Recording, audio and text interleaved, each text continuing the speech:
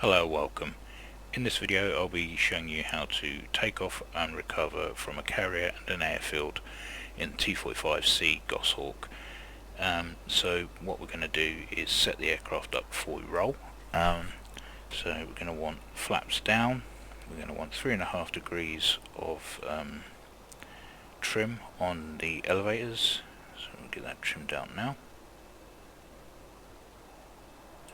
Obviously we're deploying from a carrier, so we want a hook bypass up to carrier here.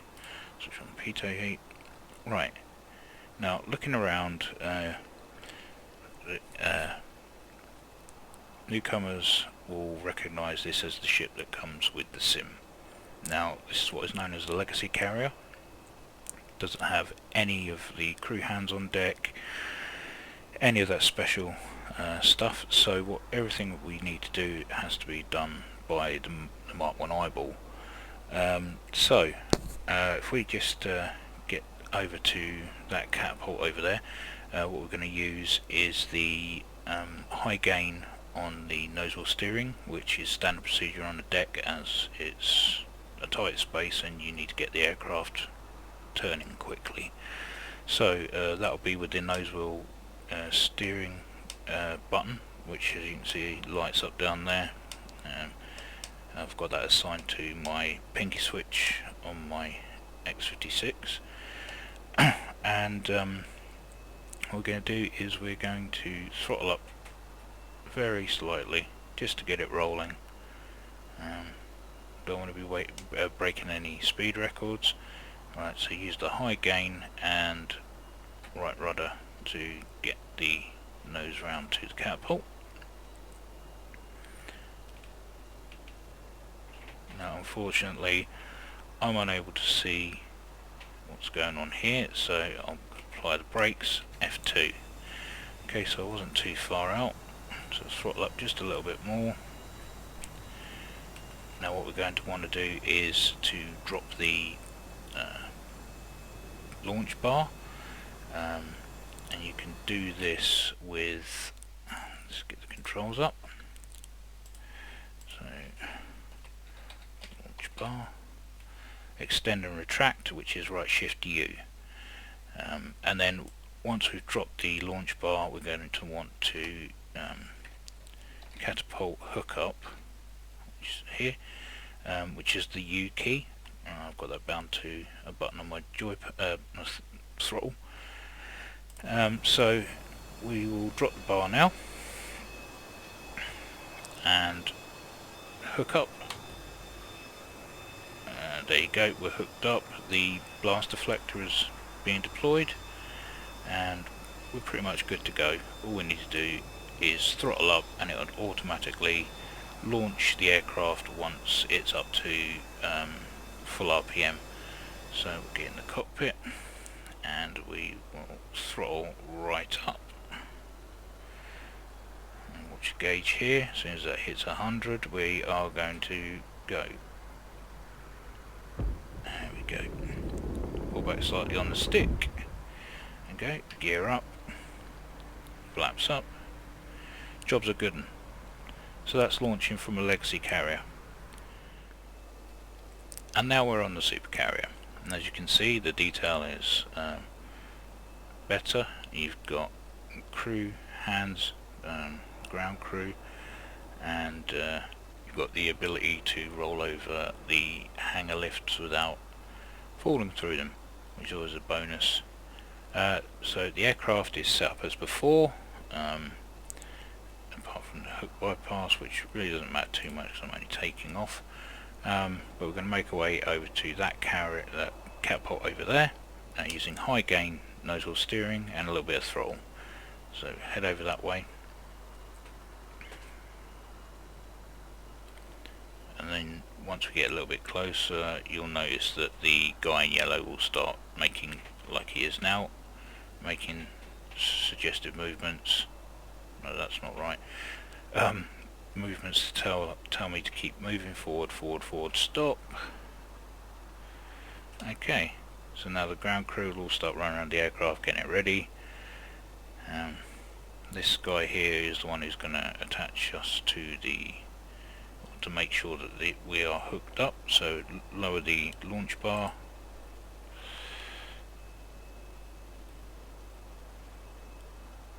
Okay, now for the guy in green. And now the guy in yellow is telling me to throttle up, so we need to roll forward into the catapult. It's going to be a bit tedious. Just keep full throttling it, rocking it backwards and forwards. Sometimes I find that helps. There we go.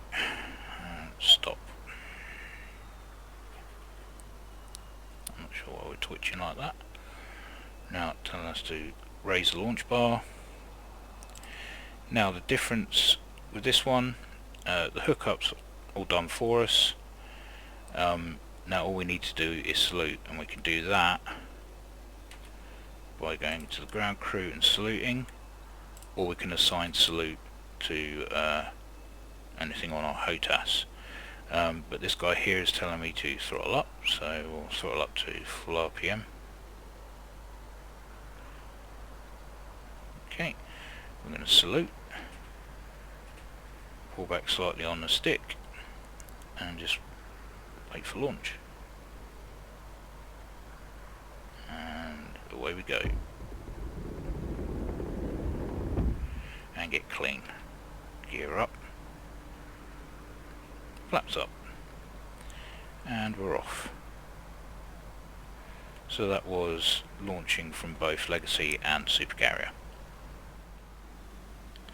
Right, so you want to land on a carrier, eh? Here we are, just under 2,000 feet up above the sea.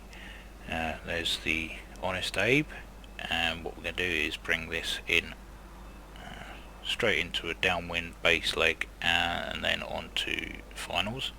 Usually you do a run and brake, which you approach the carrier about 1,500 feet to the rear and to the right of the aircraft carrier. You'll fly past. As you reach the bow, you'll brake to your left and then brake into the circuit. I'm going to skip all of that because really that's just well, it's not essential for what I'm trying to show you here. So the aircraft is in flight configuration. I've not got any flaps down and no air brakes down, nothing. So we're going to go from completely flyable configuration to below 200 knots, get dirty. I'll show you some new symbology on the HUD, and then we'll get it round and get it on the deck. So back in the cockpit, and we'll unpause. Okay, so what we're going to want to do is get below 200 knots, so throttle right back. Just let it naturally do its thing.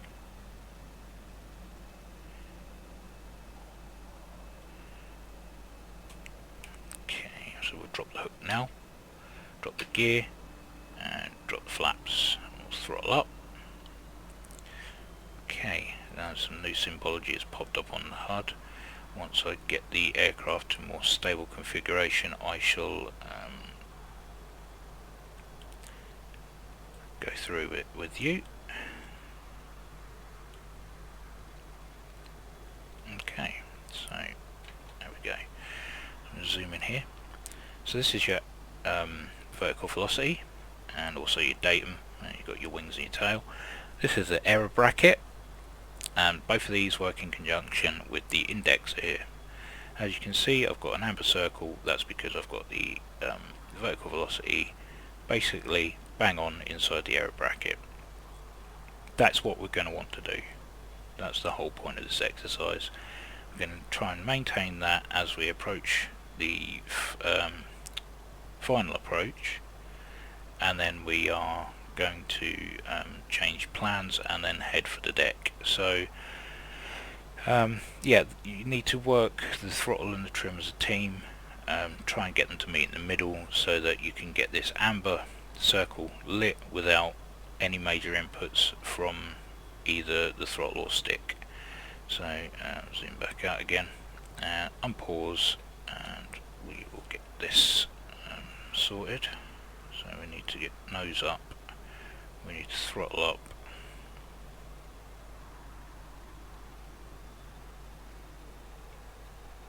We're going to lose too much height.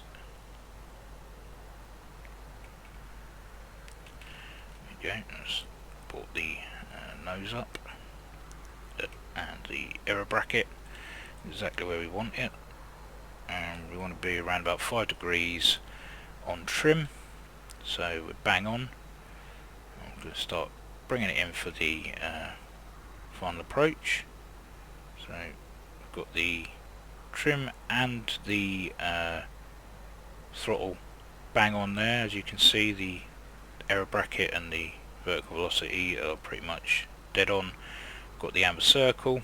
Looking out for the carrier. We may be a little bit too far out, but better to be too far out and able to make adjustments than be too close and have to go round again. So should start seeing the red light on the back of the carrier now.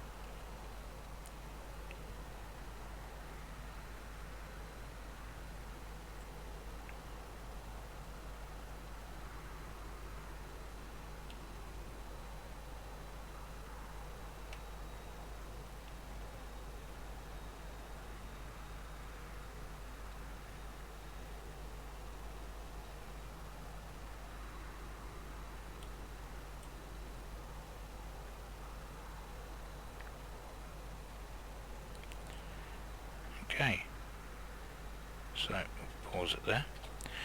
Right, now this I've never ever got the hang of. Every carrier landing I've ever done has really been done using the index and the Mark 1 eyeball. Never used this because I've never been able to get this in line with this. So that's basically the idea. You get that in line with that and you're on the glide slope. So I'll carry on. If it happens, it happens. If not, I'm not claiming to be Maverick from Top Gun or anything like that. I'm an even worse naval aviator than I am a normal aviator, and if you knew me, you knew my normal aviator skills are absolutely rubbish. So yeah, let's carry on.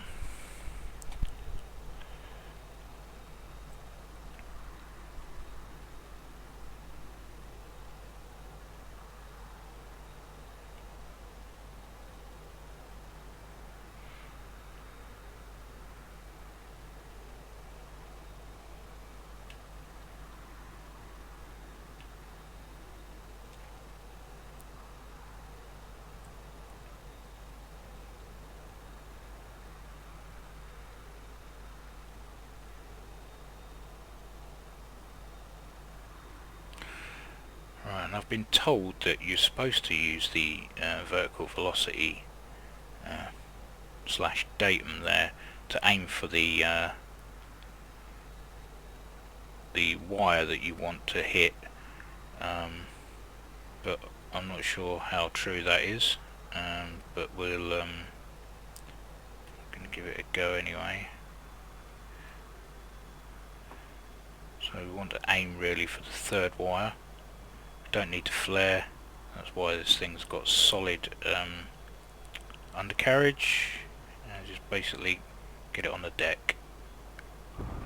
Okay, brakes on. There's a good reason for that. I'll tell you that in a minute. That's a glitch in the module, so don't worry about that. The reason why I say brakes is, as you can see, the wire has unhooked itself without lifting the hook or anything of that sort. I've had a couple of occasions where I've come in, landed on the deck. Normal procedure is once you've hooked, you throttle up, or at least when you hit the deck you throttle up to full throttle, so that if you do a bolter or miss the wire you can go round again with no issues. Now I've done that a couple of times where I've actually caught the wire and it has decided to let go of the hook, and then I end up falling in the drink because it's slowed me down to a point where I can't recover. So for the time being I do recommend putting the brakes on as soon as you hit the deck, just as a precaution, otherwise you will end up in the drink. Like I say, the wire has gone back to its reset position. I think I've got the third wire there. Quite happy with that. So we will lift the hook, use the high gain again on your nose wheel steering, and we're going to want to get out of the way ASAP usually. Right, so taking off and landing from an airfield in the T-45, basically we're going to get, I've got everything set up as I did on the carrier, trim set to 3.5 degrees, everything's all powered up, lights are on, with just a few minor changes. We're going to set hook bypass to field, so down, and then we are going to set half notch of flap. That's about it in difference to the carrier takeoff. Now I'm just assuming that everybody knows how to taxi an aircraft, so skip past that bit, because obviously going from parking to the active isn't exactly the most exciting thing to watch. You can use your high gain steering and blah blah blah, it's all up to you. So here we are at the end of the runway, trimmed out, flaps down, bypass over to field, lights are all on, radio's working, all good to go. So what we're going to do is we're going to throttle up with the toe brakes on, and with the configuration that we've got at the moment, it should auto rotate at around about 120 knots. So what we'll do is see what happens when we get to 120 knots. Okay, no. Okay, well, we're up now. Gear up, flaps up. Okay, so what I'm going to do is I'm just basically going to do a circuit of Coballetti and bring it in. So right hand turn in the circuit, try and keep it below 1,500 feet, which is standard circuit height, and bring it round. So on the downwind leg, this is where we're going to want to throttle down and get the aircraft dirty. So throttling back. Obviously we can't deploy anything down until we're below 200 knots, which we are now, so gear down, 1 notch of flap. Okay, and so looking for getting ready to turn on base leg, and what we can do is basically what we did with the carrier landing, keep vertical velocity in with the error bracket, which I'm going way too slow at the moment. Need to bring that up.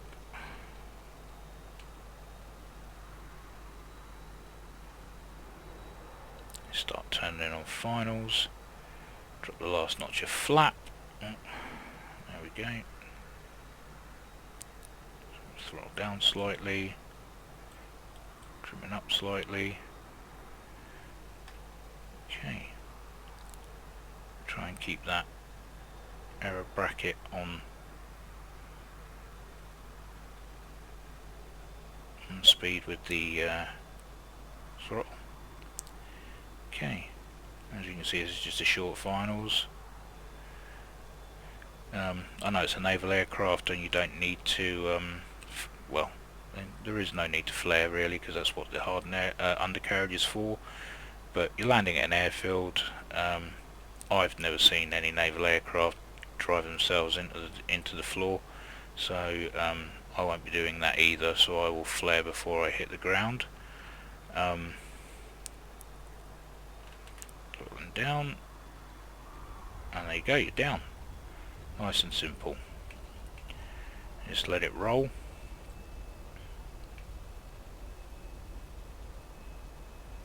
can apply the speed brakes if you really want to. They're fully out.